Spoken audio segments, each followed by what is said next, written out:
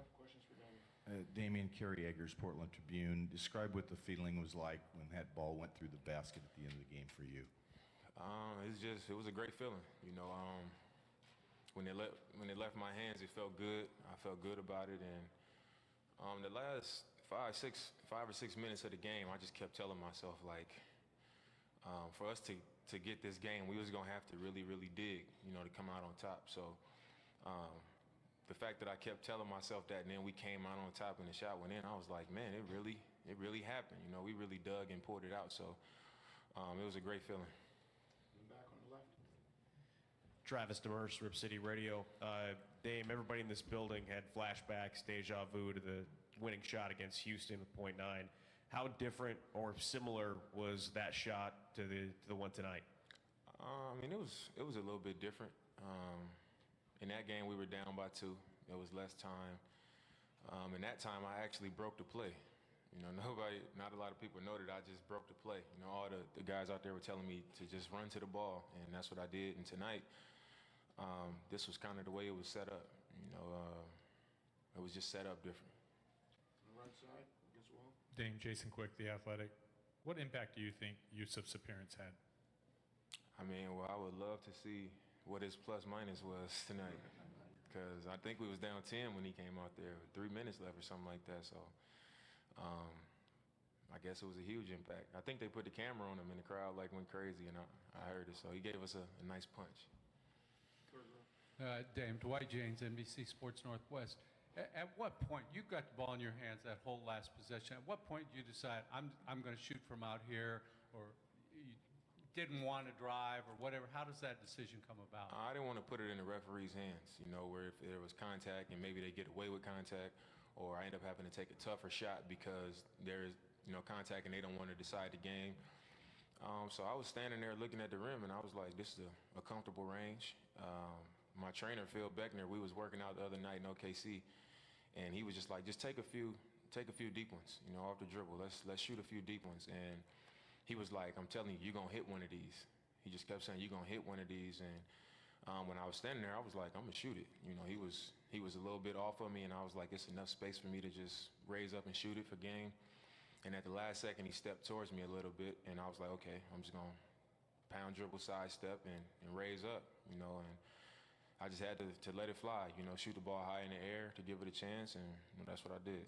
With how many minutes you played, Dave, is it hard to find the energy to shoot a ball from that far? Not really. I think a lot of times those situations are handled way before the time comes. In the summer, I think when you truly prepare yourself and you put yourself through those types of things with training and conditioning and things like that, when you cheat yourself, you fail in those moments. You know, you crash. And when you really put the time in, and whether people see it or whether people know it or not, you know, it always come to light. And I didn't even know I was going to play that many minutes. You know, the first half, coach just didn't take me out. Then I played the whole third, and it was just on the fly. He just decided to do it randomly, and I was prepared for it because of the way I approached my stuff in the summer. On the left, please, in the back. Dame, Orlando Sanchez, KGW. Can you just describe the emotion, the celebration, the elation? I even saw a really neat moment with you and your brother among all the chaos that was happening there. Yeah, I mean, my brother was sitting courtside, and you know, he don't say nothing. You know, my brother's like me. We just we keep our composure. We put the work in. You know, we really believe in what we do. We believe in ourselves, and that was it coming out. You know, it's been a lot of back and forth, a lot of talk and all this stuff, and that was the last word. That was having the last word. On the right, third row. Dame, Sean Highkin, Bleacher Report. You obviously played the whole first half. Was there any conversation at halftime about, like, you might have to play the whole 48 minutes, or if you know, when you might rest or when you might get taken out or any of that? No, I mean, like I said, he didn't even tell me in the first half. He was just like, at the end of the first quarter, usually I come out, and he was like, when he said the lineup, he was like, all right, Dame, you staying in. And then I played the whole second, and at that point, I was like, I guess I'm just going to play the whole game, because I know I played the whole third quarter. And then towards the end of the third, I was like, all right, we just let the lead slip. They got the lead now. So I just went into it like, okay, I'm going to play the whole game. On the left here, on Casey Holdahl, Trailblazers.com. Damian, you guys talked about after last game about just keeping it to yourselves, not talking to anybody else. It looked like after you hit that shot, you waved to the Oklahoma City bench. Could you just describe that moment and just kind of the emotion, what you were thinking at that point? I mean, the series was over. You know, that was it. And I was just waving goodbye to him. And I think after game 3, you know, Dennis Schroeder was out there pointing to his wrist. They was out there doing all these celebrations and doing all this stuff, and we kept our composure. And after one win, that was what they decided to do. And we was just like, okay, what we want to do is win 4 games. And then when we win those 4 games, it's not going to be nothing to talk about. So that's what that was. Third row. Dame, Joe Freeman at The Oregonian. Would you say that's the best game you've ever played, your best performance? I don't know. I played a lot of games. I think that's probably the best, just because it was a closeout game. You know, you don't want to put yourself in position to have to go back to OKC. You know, they believe in, they just stole one here, and now it's, you know, even more pressure on us in a game 7 at home. We were down double figures under 5 minutes. Everything was looking like we was going back to OKC. So just to be able to come up big, you know, not just me, but our team, to be able to come up big and to bite down and make all the plays defensively, come up with the rebounds. Seth had a huge defensive possession, coming up with a steal and a loose ball. Mo making free throws down the stretch. You know, all of those things that we did to give ourselves a chance to win was huge. And my part in it, I think, was probably my most important performance. Back on the left.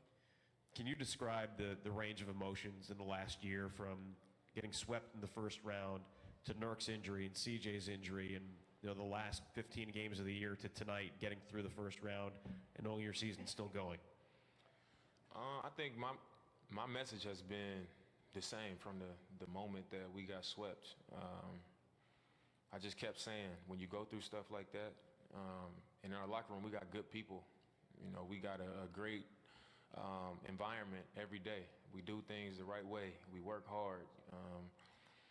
We do everything to give ourselves the best chance. And to go into the playoffs last year and have that type of experience, in my mind, you know, I didn't feel bad for myself. I was like, I'm just going to accept responsibility that we didn't play well.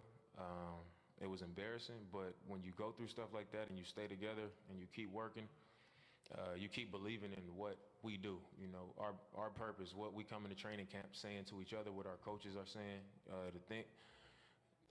the unity that we have. You know, if we stay true to that and keep believing in what we've built up here, it's going to be something waiting for us. You know, you don't go through stuff like that when you got a group of good guys that work hard and do things the right way. And in my mind, I was just like, man, something down the road is going to work out for us if we just stay with it and keep our minds right. And I think this is the beginning of that. 2 more questions. You're on the right. Dame, Eric Anderson, USA Today. I think they were 4th in defensive rating, and a lot of times they put you in ISO situations, you and CJ. What does that do when you or CJ are scoring in a one-on-one situation to their defense after that? I think it's just a handful. You know, when it's one-on-one, I think our coaches did a great job coming in of even in pick and rolls, we were just trying to give ourselves as much space as possible. So on the weak side, we had 2 guys flat, you know, spaced out, so we had room to work.